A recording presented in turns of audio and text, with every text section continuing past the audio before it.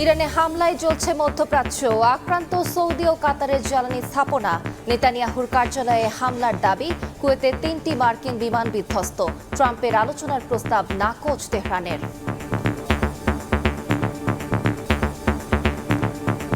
I call upon all Iranian patriots who yearn for freedom to seize this moment. মধ্যপ্রাচ্য সংঘাতে নিহত 2 বাংলাদেশি, আহত 7। বিমান চলাচল স্বাভাবিক হলে ফেরানো হবে মরদেহ। আটকে পড়া ও প্রবাসীদের দুর্ভোগ নিরসনে ব্যবস্থা নেবে সরকার। বাংলাদেশের 2 নাগরিক নিহত হয়েছেন এবং 7 জন আহত হয়েছেন। এটা আমাদের জন্য একটা বড় শোক বার্তা। আমাদের নাগরিক যারা এ সমস্ত দেশে আছেন তাদের সম্পূর্ণ নিরাপত্তা এবং সুরক্ষা দেওয়ার ব্যাপারে তাদের পূর্ণ আশ্বাস দিয়েছেন। দেখছিলেন প্রধান শিরোনাম। সন্ধ্যার সময়ের সঙ্গে আছি আমি আলিশা ইসলাম। এবার অন্যান্য শীর্ষ সংবাদ। হরমুজ প্রণালীর কাছে জাহাজে হামলায় বিশ্ববাজারে ঊর্ধ্বমুখী তেলের দাম। পর্যাপ্ত জ্বালানি ও খাদ্যপণ্য মজুদ থাকায় শঙ্কার কারণ দেখছেন না বাণিজ্যমন্ত্রী। সংবিধান অনুযায়ী সংসদের প্রথম অধিবেশনে ভাষণ দেবেন রাষ্ট্রপতি, জানালেন স্বরাষ্ট্রমন্ত্রী। বিরোধী দল জামাতকে ডেপুটি স্পিকারের পদ নেয়ার প্রস্তাব বিএনপির। রাজধানীতে 6 মাসের মধ্যে নারীদের জন্য চালু হবে ইলেকট্রিক বাস। গণপরিবহন নিয়ে বিশেষজ্ঞদের সঙ্গে আলোচনা প্রধানমন্ত্রীর। ঢাকায় মনোরেল যোগাযোগে গুরুত্ব। এবং ঈদের রেলের আগাম টিকিট বিক্রি শুরু কাল। এবারও শতভাগ মিলবে অনলাইনে। চলবে 5 জোড়া স্পেশাল ট্রেন। শিডিউল বিপর্যয় ঠেকাতে সর্বোচ্চ প্রস্তুতি।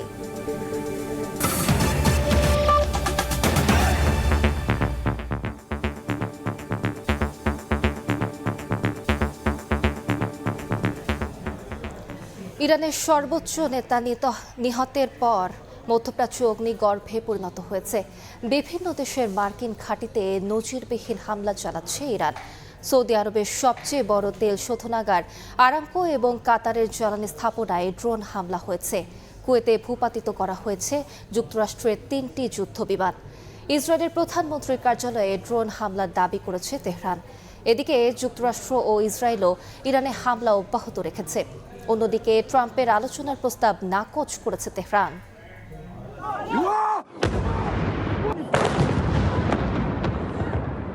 যুক্তরাষ্ট্র ইসরায়েলের যৌথ হামলায় ইরানের সর্বোচ্চ নেতা আয়াতুল্লাহ খামেনি নিহতের জেরে পাল্টাপাল্টি হামলায় জ্বলছে মধ্যপ্রাচ্য। ইসরায়েলের রাজধানী তেল আবিব, পশ্চিম জেরুজালেমে রাতভর ব্যাপক ক্ষেপণাস্ত্র হামলা চালায় ইরান। অনেক মিসাইল প্রতিরোধে ব্যর্থ হয় আয়রন ডোম। ক্ষেপণাস্ত্র আঘাত হানে বিভিন্ন স্থাপনায়। এসব হামলায় প্রাণহানির খবরও পাওয়া গেছে। ইসরায়েলি প্রধানমন্ত্রী বিনিয়ামিন নেতানিয়াহুর কার্যালয়েও হামলার দাবি করেছে আইআরজিসি।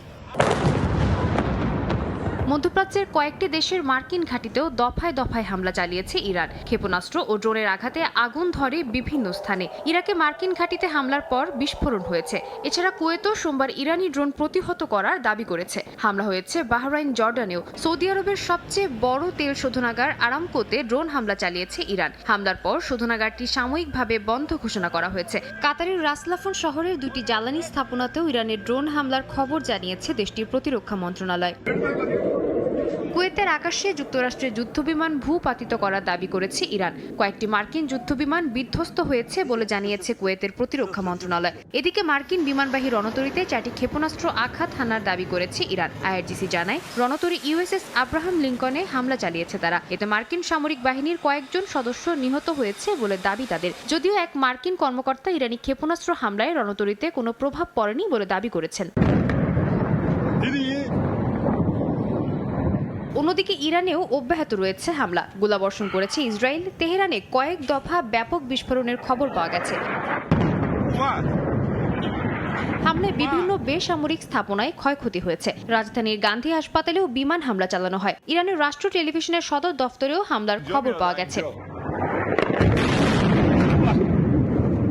পাল্টাপাল্টি হামলার মধ্যেই লক্ষ্য পূরণ না হওয়া পর্যন্ত ইরানে অভিযান অব্যাহত থাকবে বলে হুঁশিয়ারি দিয়েছেন মার্কিন প্রেসিডেন্ট ডোনাল্ড ট্রাম্প। এই অভিযান 4 সপ্তাহ স্থায়ী হতে পারে বলেও জানিয়েছেন তিনি। একই সঙ্গে ইরানের নতুন নেতৃত্বের সঙ্গে আলোচনারও প্রস্তাব দেন ট্রাম্প।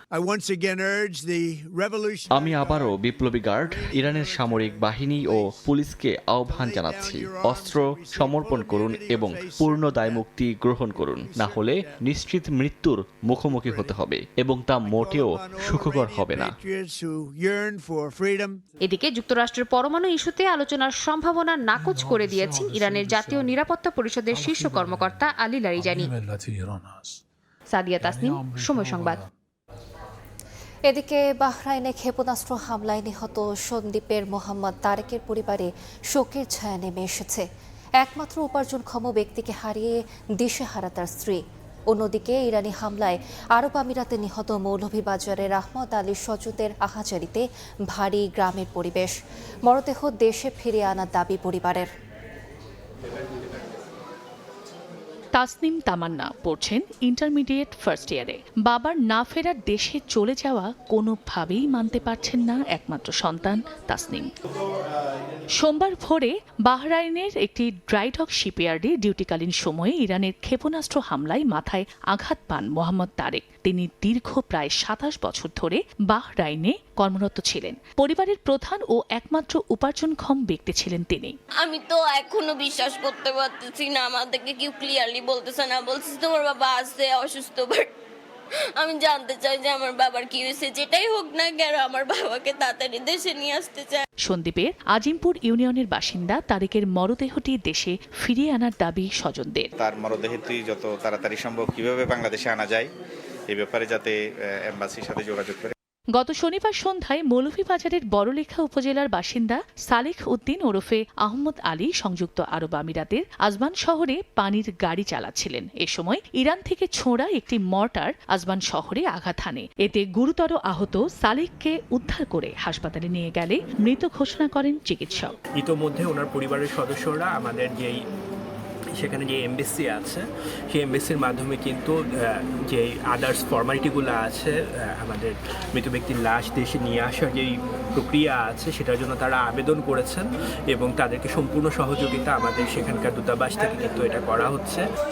বর্তমানে মরদেহটি সংযুক্ত আরব আমিরাতের একটি হাসপাতালে রয়েছে। চন্দ্র বিশ্বাস, ববি, সময় সংবাদ। মধ্যপ্রাচ্যে চলমান সংঘাতে ২ বাংলাদেশি নিহত এবং ৭ জন আহত হয়েছেন। বিমান চলাচল স্বাভাবিক হলে নিহতদের মরদেহ দেশে ফিরিয়ে আনবে সরকার। আন্তঃমন্ত্রণালয় বৈঠকের পর এই কথা জানিয়েছেন পররাষ্ট্রমন্ত্রী। আটকে পড়া বিদেশগামীদের দুর্ভোগ নিরসন এবং প্রবাসীদের নিরাপত্তার বিষয়ে সংশ্লিষ্ট দেশগুলোর সঙ্গে কথা হয়েছে বলেও জানান সরকারের নীতি নির্ধারকরা।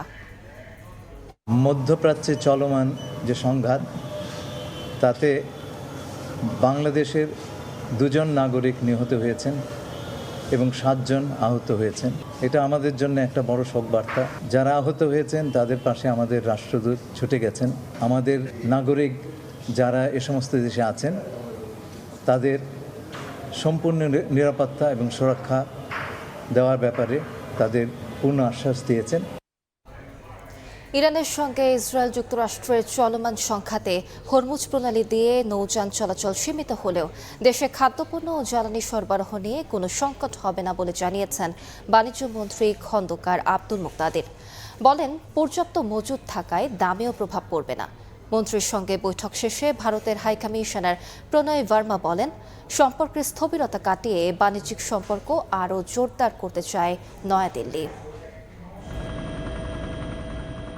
ইরানে যুক্তরাষ্ট্র ও ইসরায়েলের হামলা এবং জবাবে তেহরানের পাল্টা হামলায় আবারও আলোচনার কেন্দ্রে বিশ্বের অন্যতম গুরুত্বপূর্ণ জলপথ হরমুজ প্রণালী। এতে বিশ্ব বাণিজ্য নিয়ে তৈরি হয়েছে শঙ্কা।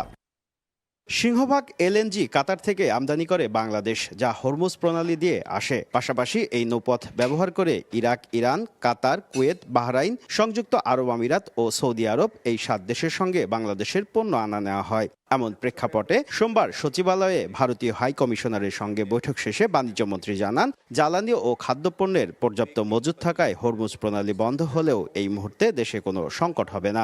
এরকম পরিস্থিতির উদ্ভব হলে জাহাজ ভাড়া বেড়ে যায়, আর এটা তো সবাই আমরা বুঝতেই পারি। জাহাজ ভাড়া বেড়ে গেলে প্রত্যেকটা পণ্যের উপর সেটার একটা প্রভাব হয়। এই মুহূর্তে এত আশঙ্কার মধ্যে আমি যাব না। আমরা দেখি পরিস্থিতিটার সামনের দিকে কিভাবে এগিয়ে যায়। নিত্য প্রয়োজনীয় আমদানি পণ্য, আমাদের জ্বালানি, এই সমস্ত দিক দিয়ে শঙ্কার কোনোই কারণ নাই। বাণিজ্য মন্ত্রীর সঙ্গে বৈঠক শেষে প্রণয় ভার্মা বলেন, সম্পর্কের স্থবিরতা কাটিয়ে দুদেশের মধ্যে বাণিজ্যিক সম্পর্ক আরও জোরদার করতে চায় Bharat. Our willingness to closely engage with the new government and to strengthen our trade and economic relations and all our people-centric cooperation in all domains by working together in a positive, constructive and forward-looking manner based on mutual interest and mutual benefit. বাণিজ্য মন্ত্রণালয়ের তথ্যমতে বর্তমানে ভারত থেকে বছরে $9.5 billion পণ্য আমদানির বিপরীতে বাংলাদেশ রফতানি করে মাত্র $1.5 বিলিয়ন। শুভ খান, সময় সংবাদ, ঢাকা। সন্ধ্যার সময় আরো থাকছে। মাদক বিরোধী অভিযানে গুলিবিদ্ধ খোদ ডিএনসি ইন্সপেক্টর। সায়দাবাদে তল্লাশির সময় পিস্তল দিয়ে গুলি, নিরাপদ দূরত্বে গিয়ে ফেলে যায় অস্ত্র, ধরার চেষ্টায় পুলিশ। 6 মাসের মধ্যে নারীদের জন্য নামানো হবে ইলেকট্রিক বাস। প্রধানমন্ত্রী তারেক রহমানের সঙ্গে বৈঠক শেষে এ তথ্য জানিয়েছেন বুয়েটের অধ্যাপক ডক্টর এম শামসুল হক। তিনি জানান, আলোচনায় ঢাকার বিকেন্দ্রীকরণ এবং দ্রুত গতির রেল ভিত্তিক যোগাযোগ ব্যবস্থা করার বিষয়টি গুরুত্ব পেয়েছে। সোমবার সকাল 9টার পর মন্ত্রিপরিষদ বিভাগে আসেন প্রধানমন্ত্রী তারেক রহমান। এরপরেই স্থানীয় সরকার, মুক্তিযুদ্ধ, অর্থ, স্বরাষ্ট্র, শিক্ষাসহ বিভিন্ন মন্ত্রণালয়ের সঙ্গে আলাদা বৈঠকের পাশাপাশি একগুচ্ছ কর্মসূচিতে অংশ নেন প্রধানমন্ত্রী। রাজধানী সহ দেশের যোগাযোগ ব্যবস্থার উন্নয়নে প্রধানমন্ত্রীর সঙ্গে বৈঠক করেন সড়ক পরিবহন ও সেতুমন্ত্রী শেখ রবিউল আলম। অংশ নেন যোগাযোগ বিশেষজ্ঞ বুয়েটের অধ্যাপক ডক্টর এম শামসুল হকও। বৈঠক শেষে সাংবাদিকদের তিনি জানান, নাগরিকদের দুর্ভোগ কমাতে গণপরিবহন আধুনিকায়ন ও মেট্রো রেলের পাশাপাশি মনোরেল এবং দ্রুতগতির রেলভিত্তিক যোগাযোগ ব্যবস্থা গড়ে তোলায় আগ্রহ প্রকাশ করেছেন প্রধানমন্ত্রী। ওনার আগ্রহ দেখলাম যে গণপরিবহনটাকে সুশৃঙ্খল করা, বিশেষ করে গণপরিবহনের সর্বোৎকৃষ্ট যে মাধ্যম মেট্রো, এর বাইরেও আরও কিছু করা যায় কিনা, যেটা উনি অলরেডি বলেছেন মনোরেল যেহেতু সাশ্রয়ী মূল্যে খুব দ্রুত বাস্তবায়ন করা যায়। নারীদের নিরাপদ গণপরিবহন না পাওয়ার বিষয়টি নিয়ে প্রধানমন্ত্রীর উদ্বেগের কথা জানিয়ে ডক্টর এম শামসুল হক বলেন, আগামী 6 মাসের মধ্যে তাদের জন্য ইলেকট্রিক বাস চালুর নির্দেশনা দিয়েছেন প্রধানমন্ত্রী। মহিলাদের জন্য আবেদন সৃষ্টিকারী এবং সিকিউর গণপরিবহনের বাস মহিলারাই চালাবে এবং সবচেয়ে বড় আগ্রহটা দেখলাম, খুব ভালো লেগেছে, তিনি ইলেকট্রিফিকেশন বাস দিয়ে আরম্ভ করতে চাচ্ছেন। এদিকে সচিবালয়ে প্রধানমন্ত্রীর সঙ্গে বৈঠকের পর মুক্তিযুদ্ধ বিষয়ক মন্ত্রী সাংবাদিকদের জানান, আহত ও নিহত জুলাই যোদ্ধাদের পরিবারের সদস্যদের লেখাপড়া নিশ্চিত করার পাশাপাশি আহতদের কর্মসংস্থানের ব্যবস্থা করার নির্দেশনা দিয়েছেন প্রধানমন্ত্রী। জুলাই যোদ্ধাদের কল্যাণের ব্যাপারে মাননীয় প্রধানমন্ত্রী অত্যন্ত কনসার্নড। তিনি জানতে চেয়েছেন এখন পর্যন্ত কি কি ব্যবস্থা নেওয়া হয়েছে। জুলাইতে যারা ক্ষতিগ্রস্ত হয়েছে তাদেরকে কল্যাণ এবং পুনর্বাসনের জন্য কয়েকটা স্কিম আমরা নিয়েছি। ভুয়া মুক্তিযোদ্ধাদের নাম তালিকা থেকে পর্যায়ক্রমে বাদ দেওয়া হবে বলেও জানান মন্ত্রী। ফিরিয়ে নেওয়া হবে মুক্তিযোদ্ধা হিসেবে নেওয়া আর্থিক সুবিধাও। এবং এটা কনস্ট্যান্ট প্রসেস রয়েছে। প্রসূন আশিস, সময় সংবাদ, ঢাকা। বিরোধী দল হিসেবে জামাতকে ডেপুটি স্পিকারের পদ নেয়ার প্রস্তাব দিয়েছে বিএনপি। সচিবালয়ে স্বরাষ্ট্রমন্ত্রী সালাউদ্দিন আহমদ জানান, সংবিধান মেনেই জাতীয় সংসদের প্রথম অধিবেশনে ভাষণ দেবেন রাষ্ট্রপতি। এ সময় সংবিধান সংস্কার পরিষদের সদস্যরা সংসদে অংশ নিতে পারবেন না বলেও জানান মন্ত্রী। জুলাই জাতীয় সনদে যে আমরা যেটা ঐক্যমতের ভিত্তিতে যেটা আমরা সমঝোতায় এসেছি, রাজনৈতিক সমঝোতার দলিল হিসাবে, সেটার বাস্তবায়ন এখন থেকে শুরু করতে চাই। সেই জন্য আমরা আমাদের দলের পক্ষ থেকে প্রধান বিরোধী দলকে আমরা মৌখিকভাবে আমরা সাক্ষাতে তাদেরকে অফার করেছি, তারা যেন ডেপুটি স্পিকার তারা ঠিক করেন এবং সেটা সংসদে স্পিকার নির্বাচনের দিন একই সাথে নির্বাচিত হতে পারে। আমরা বলেছি যদি গণভোটের রায় অনুসারে সংবিধান সংস্কার পরিষদ গঠন করতে হয়, সেটা জাতীয় সংসদে আলাপ আলোচনার মাধ্যমে এবং গণভোটের রায় কার্যকর করার মাধ্যমে করতে হবে এবং সেই ক্ষেত্রে সংবিধানের সংশোধনী আনতে হবে। রাজধানীতে মাদক বিরোধী অভিযানে গুলিবিদ্ধ হয়েছেন খোদ মাদকদ্রব্য নিয়ন্ত্রণ অধিদপ্তরের কর্মকর্তা।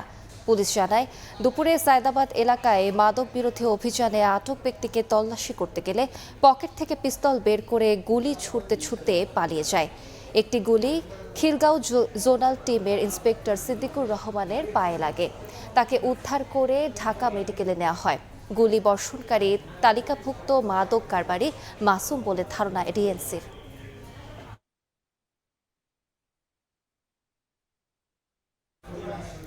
সন্ধ্যার সময় আরও থাকছে। প্রথমবারের মতো নারী এশিয়ান কাপে খেলার স্বপ্ন পূরণের অপেক্ষায় বাংলাদেশ। অস্ট্রেলিয়ায় কাল বিগ ম্যাচে প্রতিপক্ষ চীন, সর্বোচ্চটা দিয়ে লড়তে চায় আফ্রিদারা। ঈদ উল ফিতর উপলক্ষে রেলের আগাম টিকিট বিক্রি শুরু হচ্ছে কাল। এবারও শতভাগ টিকিট বিক্রি হবে অনলাইনে। চলবে 5 জোড়া ঈদ স্পেশাল ট্রেন। পরিবার পরিজনের সঙ্গে ঈদ আনন্দ ভাগাভাগি করতে নারীর টানে বাড়ি ফেরে লাখ লাখ মানুষ। স্বস্তিদায়ক ঈদ যাত্রায় যাত্রীদের প্রথম পছন্দ রেলপথ। বিশাল এই যাত্রী চাপ সামাল দিতে প্রতিবারের মতো এবারও প্রস্তুতি সম্পন্ন করেছে রেলপথ মন্ত্রণালয়। 21 মার্চ ঈদ উল ফিতরের সম্ভাব্য তারিখ ধরে 3 মার্চ থেকে শুরু হবে রেলের আগাম টিকিট বিক্রি।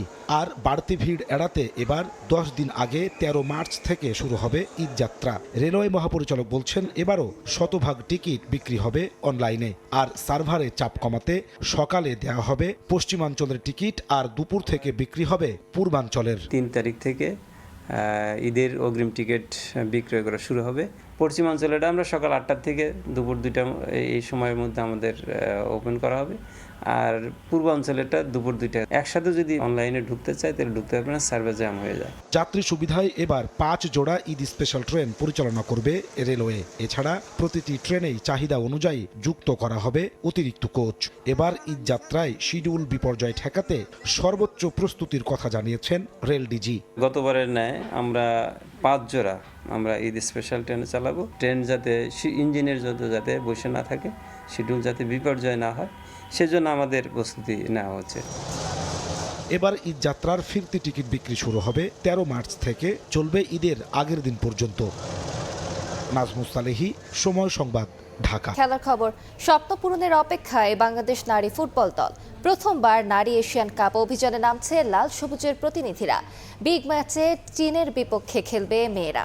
নারীদের ফিফা র্যাঙ্কিংয়ে 17 নম্বরে চীন, বাংলাদেশের অবস্থান 112। আসরে সর্বোচ্চ 9 বারের চ্যাম্পিয়ন চাইনিজরা। তবে শক্তিশালী প্রতিপক্ষ হলেও সর্বোচ্চটা দিয়ে লড়াইয়ের প্রত্যয় অধিনায়ক আফ্রিদা খন্দকারের। নবীন হলেও বাংলাদেশকে নিয়ে সতর্ক চীন। অস্ট্রেলিয়ার ওয়েস্টার্ন সিডনি স্টেডিয়ামে ম্যাচ শুরু কাল দুপুর 2টায়।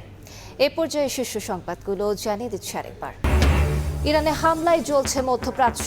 আক্রান্ত সৌদি কাতারের জ্বালানি স্থাপনা। কুয়েতে 3টি মার্কিন বিমান বিধ্বস্ত। নেতানিয়াহুর কার্যালয়ে হামলার দাবি তেহরানের। মধ্যপ্রাচ্য সংঘাতে নিহত 2 বাংলাদেশি, আহত 7। বিমান চলাচল স্বাভাবিক হলে ফেরানো হবে মরদেহ। আটকে পড়া ও প্রবাসীদের দুর্ভোগ নিরসনে ব্যবস্থা নেবে সরকার। এবং হরমুজ প্রণালীর কাছে জাহাজে হামলায় বিশ্ববাজারে ঊর্ধ্বমুখী তেলের দাম। পর্যাপ্ত জ্বালানি ও খাদ্যপণ্য মজুদ থাকায় শঙ্কার কারণ দেখছেন না বাণিজ্যমন্ত্রী।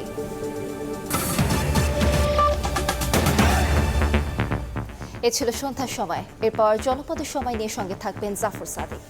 ধন্যবাদ আলিশা। জনপদের সময় নিয়ে আসছি কিছুক্ষণ পর, সঙ্গে থাকুন সময়ের।